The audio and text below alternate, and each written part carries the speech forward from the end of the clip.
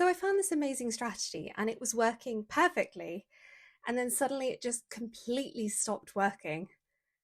What's up with that? So as ADHDers, we're always on the hunt for that one magical technique or system that will just solve all of our problems and we will never need another technique ever again. How's that been working for you? Because it hasn't been working so great for me. Hi there, if you're new to my channel, my name's Abby Garrard. I'm a hypnotherapist and psychotherapist, and I'm a late diagnosed ADHDer. And I make videos on ADHD and mental health because honestly, a lot of the advice out there is quite neurotypical. So if you like tools and techniques, hit that like and subscribe button. And if you stick with me to the end, you're going to see my ADHD blooper reel, my outtakes. So yeah, let's get back to the video. And here's the thing. A tool or technique that works like magic for a short while until it doesn't is actually pretty normal for ADHDers. But your systems aren't broken, they really do work. You may just need to use them in rotation. And here is why. We need our tools not only to help us do the thing, but our tools also need to give us dopamine, which is the reward chemical in the brain responsible for giving us motivation. Dopamine is that magical feeling when the tool just works, but that magic doesn't usually come from the tool alone. It actually comes from the novelty, the challenge, the fun or creativity that that tool offers. Now, of course, after a while, with repetition and familiarity, the tool stops being new, challenging, fun, and creative. So it gives us less and less dopamine. And eventually it just becomes challenging and stale. And this is when we start to feel despair, that this tool has failed. We have failed. And we throw away the tool entirely and we say, I'm never doing that again because it just stopped working. And after a few repetitions of going through this is when the spiraling kicks in. We get really down on ourselves because we thought this was the answer. And now we're stuck again because it didn't work.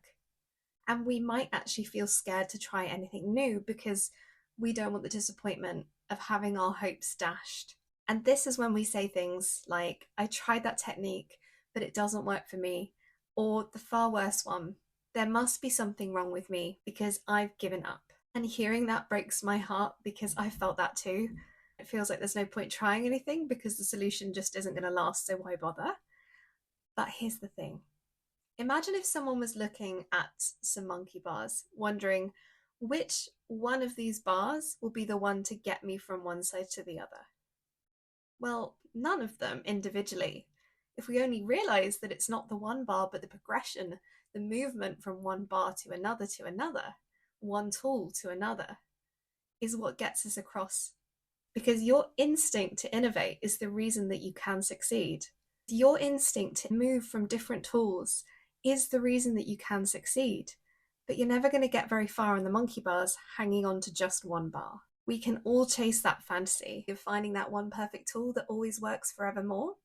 But the reality is that we are highly variable beings with constantly shifting needs, energy, and dopamine levels.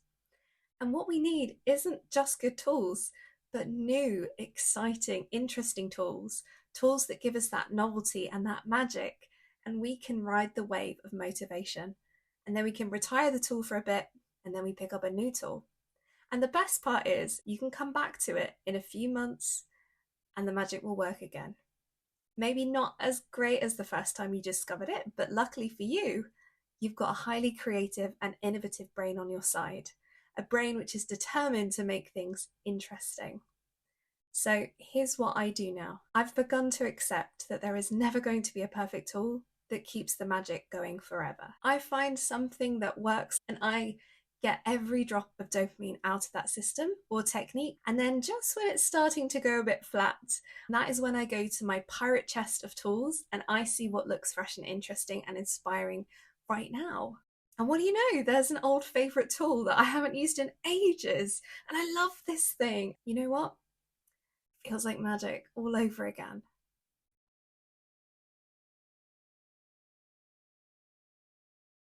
Summer, winter, summer, winter, summer.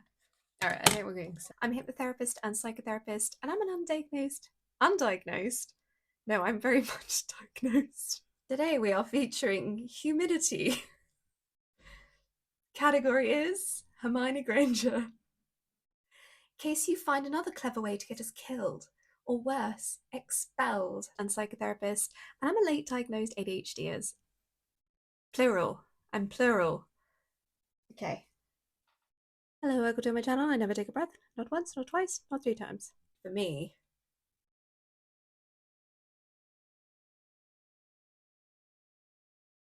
And here's the thing.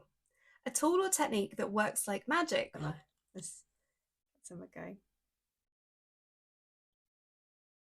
Oh. It's like magnetic.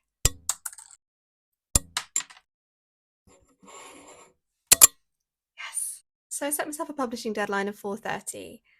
And let's just say that I'm putting the late in relatable today. I lost my microphone stand, so I'm using an incense burner stick holder. And you know what? It works great. Innovative. I have to make do because I lose things a lot. I'm pretty sure I made this lunch an hour ago and it looks delicious. And I keep getting too locked into my work to finish it, which I guess isn't a bad thing, but I really want to eat. And this is when we start to feel despair. So much editing. I didn't know what I was getting myself in for. It's fine, it's worth it. ADHDers, I'm not too proud to say that if I can finish this video and get it published, I am certain that you can go and do the tricky thing that you've been feeling like you can't do, because you absolutely can. And it may take a lot of tries, and it may take a lot of swearing, and it may take a lot of tools and all the things. But at the end of the day, we can do insurmountable things, no matter how everyday they seem to other people.